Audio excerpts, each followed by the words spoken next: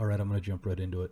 You can see I have my NZXT Cam software running with the Kraken display, water cooler detected, everything works fine, as well as Aura Sync running, and everything here works fine as well.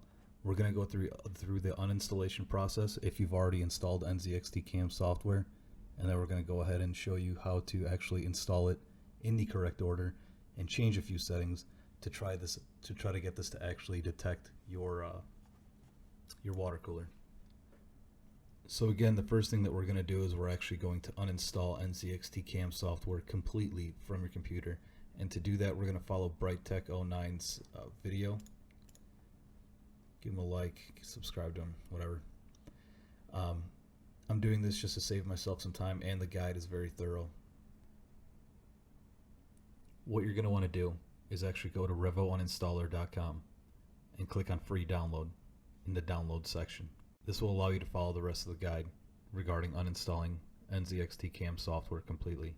Once again, all of the links will be in the description below. So I'm just going to run this and click OK, and you can see here down the bottom the program is not running, so it's not running at all. So what we want to do here is look for Cam, and we want to uninstall this program. So you can see here we've got uninstall. Just going to create a restore point. Wants to let us to remove. Click remove, and we'll do the rest a little bit later. So we're just letting that remove the program from there, and we'll remove the rest from here after this has been removed.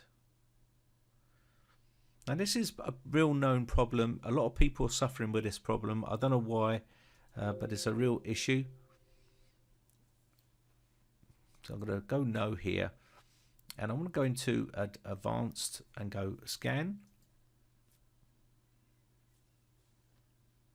And you can see here now we found a load of stuff here. So this is what I want to do. So I want to definitely remove all of this stuff. And you can see here it's gone right through and found a load of goodies in here that we want to remove from that system. So we can go delete. There we go. And also what we want to do here is remove any of this stuff here. Push delete.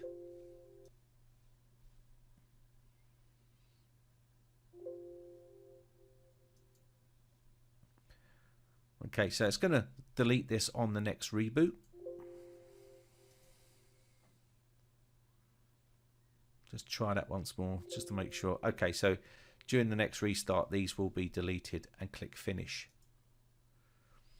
Okay, so what I'm going to do now is I'm just going to reboot the system. I'm going to come out of here. Just going to try one more area here.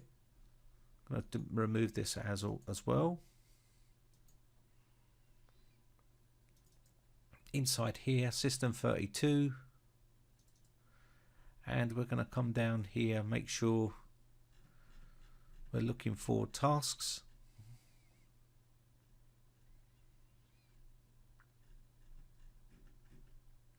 Make sure we find that. There we go. And you can see Cam inside here. I'm going to remove that also. And then what we're going to do is just quickly reboot. So I'm going to save this video and reboot the system. Now if you're having trouble installing programs or removing programs, you can use this tool from Microsoft. It fixes problems that's blocked programs from installing or removing them. So you can use this, and it's a simple case of just downloading this and then running it. It's pretty straightforward, okay? But I'm not having that issue, but all you need to do is click advanced and click next, and it will search for what you're doing. If you're having trouble on installing or installing, you can click on this and it will then detect problems. You can select your program that you're having problems with and try to fix that issue. Now, I personally think that VoidTools is a little bit of overkill. I think Revo Uninstaller and the rest of the guide did a really good job of cleaning up any NZXT software that you may have installed. However, if you'd like to do this, go ahead and run VoidTools as well. Now, also I did run VoidTools, which is everything, and searched the system for CAM, which is CAM, and also NZXT, and there's nothing left on the system with that. So I think Revo has got all those removed. Alright, so BrightTech did a great job with the uninstallation, but a few things that were missed I'm going to cover right now. It will most likely be gone.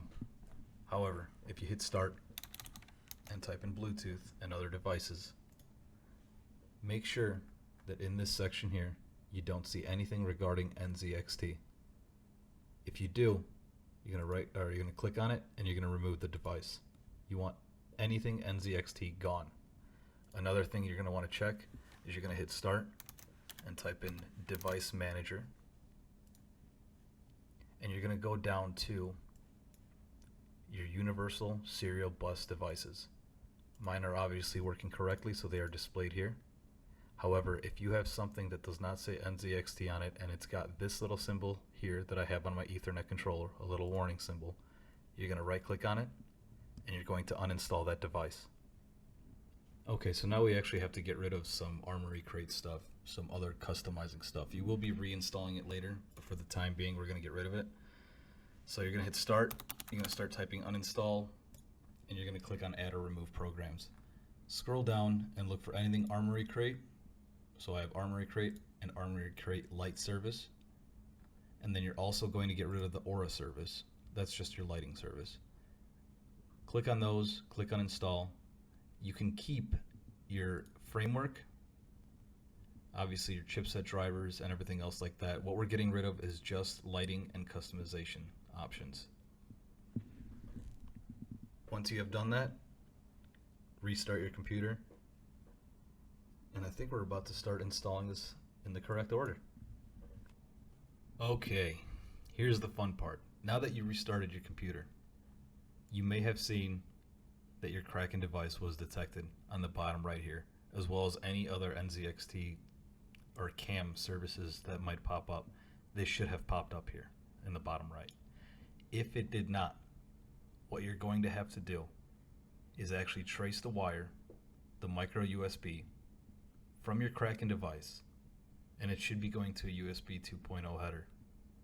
See if your motherboard has any other USB 2.0 headers and try to plug it in there. Try to swap it with one that's already correctly working. Restart the computer, or turn it on, because you should obviously be doing this with the computer off, and see if it pops up. If it still did not pop up, turn off the computer. Grab a micro USB cable that plugs into the Kraken device that has a regular USB attachment on the other end, not the header one, and plug it into the front panel of your computer or the back of your motherboard, wherever. Keep jumping around until one of the USB ports actually detects your Kraken device and it pops up saying that it has been detected. If your Kraken device has not been detected after jumping between multiple USB headers on your motherboard, multiple USB ports on the back of your motherboard, and you've tried the front panel of your computer and it's still not detected, we're going to continue with the process of installation because we do have some drivers that we need to install. Leave the Kraken device installed, but using the USB cable to either the front panel or the back of your motherboard. Don't worry about using the USB 2.0 headers for now.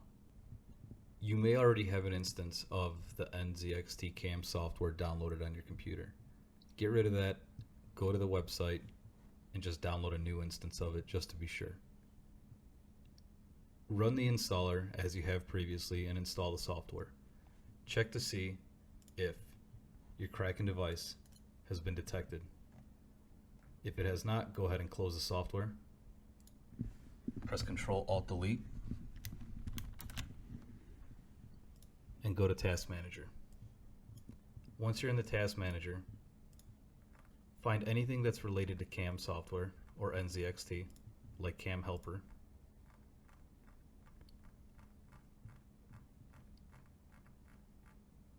And NZXT Cam. Go ahead and close or end this task on anything and everything that you can find. You do not need it running for right now because we are going to be installing the Kraken chip drivers. Following the Dropbox link, click download on the top right and do direct download. Save the file, and then once you have, you could run it from wherever it's been saved. However, to be sure, we're actually going to put it in the folder that NZXT is actually saved.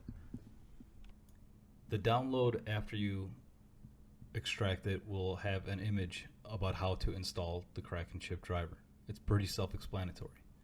However, if you'd like to be sure that it's going to be installed in the correct spot, go to your C drive, go to Program Files, go to NZXT Cam. Once you're in there, you can highlight all of this, drop it in here, click Continue.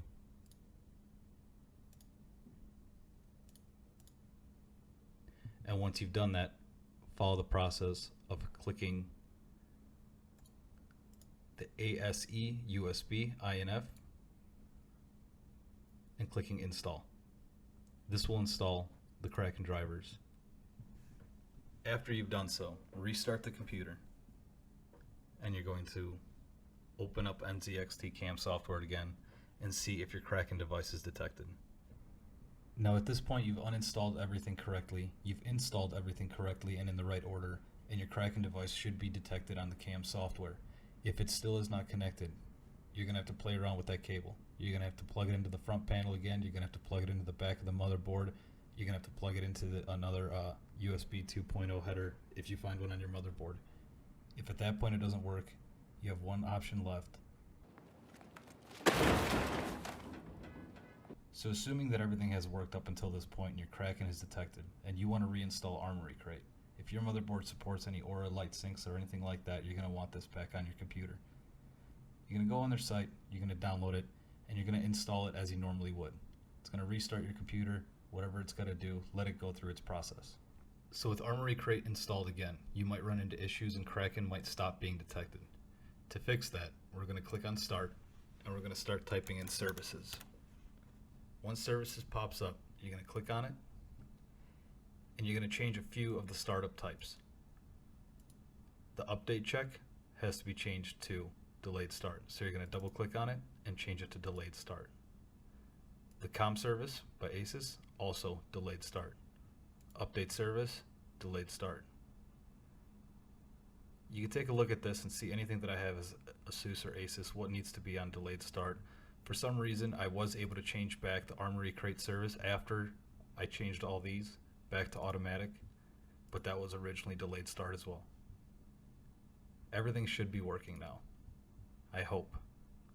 This was a complete pain in the ass to get fixed. I had to go through so many different forum posts, so many different troubleshooting posts, so many videos just to put them all together to make this work. I had to do all of these steps to make sure my thing was actually detected. So the reason I made this video was to try to put it all together because I've never ran into an issue where I had to go through so many different sources to get the issue resolved. It's usually like the first thing that pops up on Google. I hope this helps, and if it doesn't, you actually do have one other option that might work. I haven't had to go this far, but some people have said that it has worked. So I'm going to send you a link to that. It's like a $20 piece that you can get on Amazon. So there's this hub right here. You can get the official NZXT one, and it expands the ports on there.